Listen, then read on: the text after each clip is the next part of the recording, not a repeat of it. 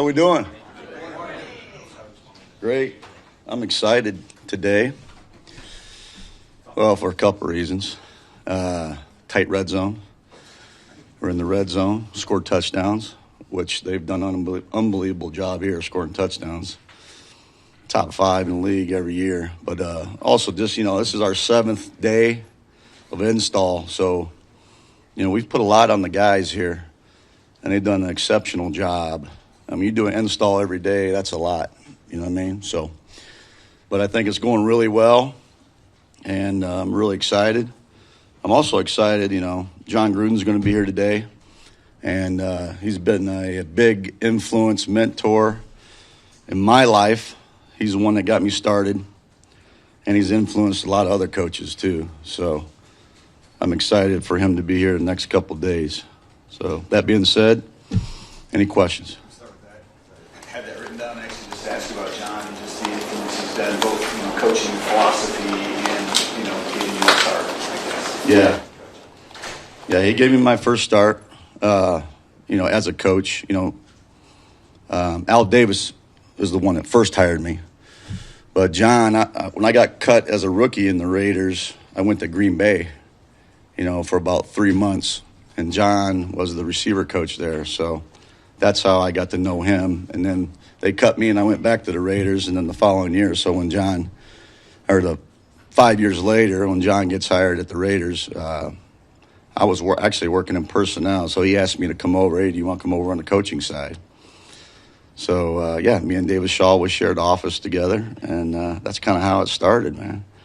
So I'm real thankful that he wanted me to come over, and I wouldn't be here if it wasn't for him. Just the whole aspect of everything about the game. John was like one, the West Coast offense, the Bill Walsh, and the Mike Holmgrens of the world. He's the first one that kind of ventured off, still running the West Coast type of principles, but different formations, shifts, and motions and things like that. So it just opens your eyes to the whole aspect of, everything. I thought I knew football, but man, he just put me in a room, go do this, go do that. It was projects one after another, and just all of a sudden you start learning football. So it was really cool. First of all, I want to say go Broncos. I'm a Western Michigan grad, so nice. Shout out to our school. Yeah. 2 questions for you, man. I want to talk about specifically the relationship that you saw with Tashard Choice and Jahmyr Gibbs, and how are they meshing along? And then second of all, do you feel any pressure at all when you're coming in a program that's been like a well-oiled machine the last 3 years, and just continue to keep that production or even take it further to the next level? What's your thoughts on, is there any pressure or anything, or is it just? Yeah, I don't feel pressure. The good thing is I was here a few years ago, so that helps a lot. So, a lot of these players knew who I am, and we're all still getting to know each other. This is my 27th year, so, you should always feel pressure, but I don't feel anxious or anything like that. I feel very confident. And we'll see how this goes. We're still in the process of all learning each other. Every day I'm learning about this guy, Jared, me and him. We're very close. We're talking. I want exactly what he wants. I want to make sure, when the season does start, we're not really thinking about a lot of stuff. So let's fix all the little problems right now. But as far as Gibbs and Choice, I think that's cool that now he's with his college coach. So there's a little comfort level right there for a player. And I think that helps. John, we've seen some really good play from Hendon and Kyle. How much does that help your evaluation of maybe the whole unit when your reserve quarterbacks are clicking like that? Yeah, I think it's really good. Again, install every day. That's a lot. And I think they've handled it really well. Just the operation and everything, and making throws. Everything's kind of scripted right now. We've done a couple move the ball periods, and they've still done pretty well. So, and when we get in the preseason game, I'll have them highlight the plays that they like, and that's what I'll do because I want them to feel comfortable. That's important. John, it's been a week observing and watching your offense. What's one thing that's impressed you and one thing you'd really like to see get cleaned up this week? The one thing that's impressed me is all these weapons.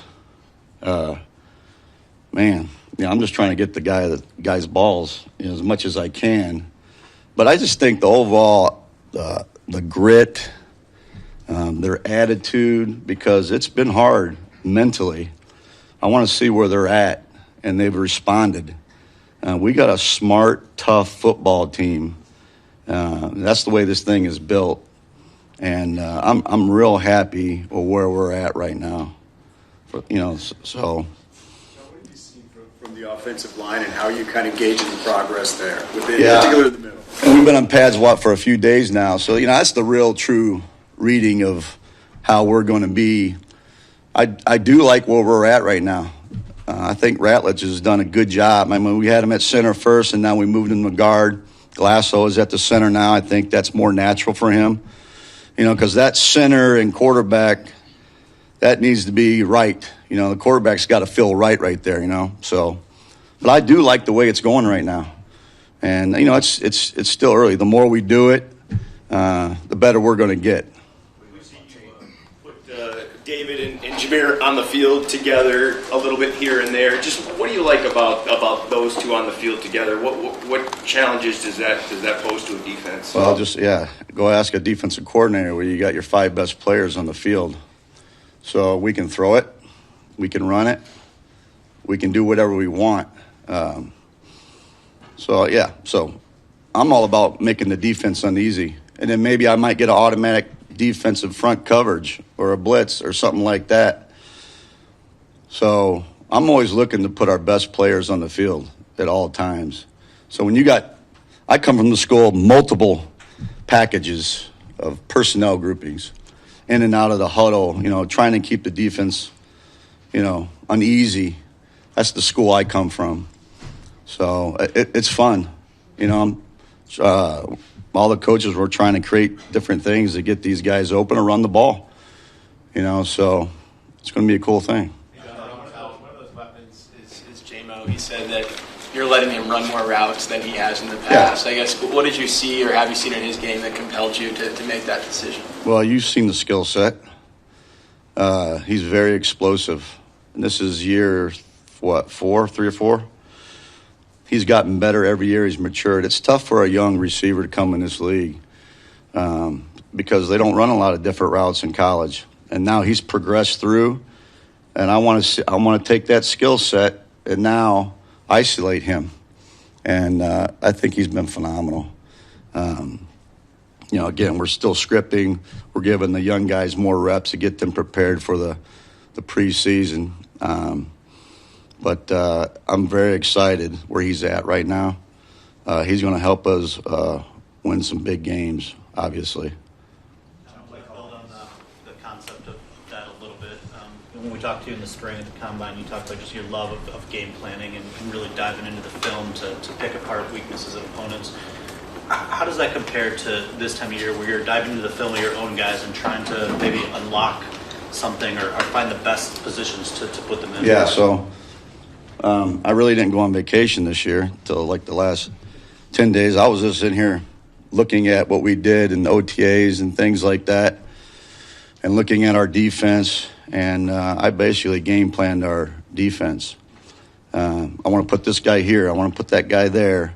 We want to do this versus that because I think that's important. I want them to see, where I'm coming from, what I'm going to do during the season. So if it means me getting here early like I always do, so be it. I did it this morning. We got certain situations. I'm looking at our defense, and that way I can give some tips and reminders to Jared to help him. But I just love the whole aspect of just sitting in my laboratory by myself and, trying to dissect the defense. I think that's fun. Consensus among fans, it seems like, is John Morton's been here, but with the new offensive coordinator, it's going to be a lot of the same, just maybe no trick plays. Is that a false narrative out there? How aggressive can you be in year one running an offense and or trick plays up your sleeve? Well, we'll see. I'm going to do whatever he wants, but we're going to have everything. We're going to have everything. So no, we're going to continue to do those things because it's worked. We're going to run things. Whatever was working, we're going to continue to do that. For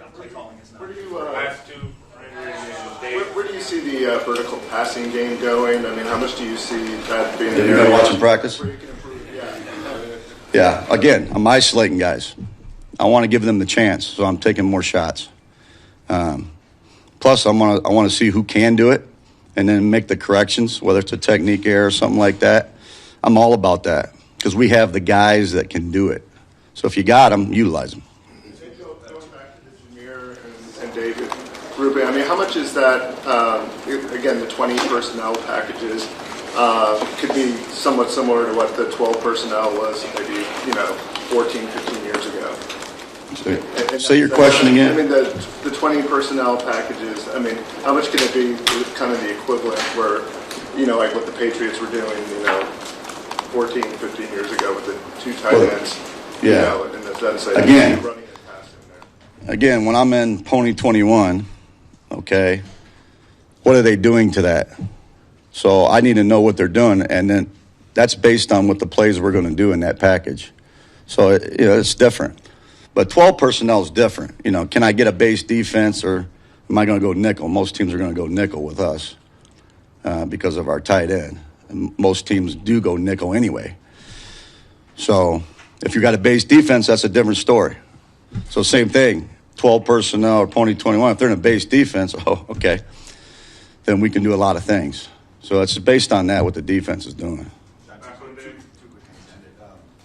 Play calling's not new, but what do you want to see from yourself, I guess, during the preseason games, just to know you are where you need to be, or shake cobwebs off or anything, and then you mentioned Rattles. What do you think about him? Well, I'm going to be upstairs, so I can see it all away from all the chaos. So, no, I'm good. I feel very comfortable, this second time around. Very confident. I get the plays in and out. I'm on it. So I've learned a lot since then, so I feel really good. I love how smart he is, and he's just going to continue to grow. I mean, I thought he did an exceptional job when he was at center. I mean, that's a lot mentally. Different snap counts and audible. There's a lot, and I thought he did a pretty good job. So I'm real happy where he's at. Will he play center in the game too, or just guard now? I'm not sure. You got to ask Dan about that. Thank you, guys. Thank you, Chuck. Thank you. Mr. Tirico.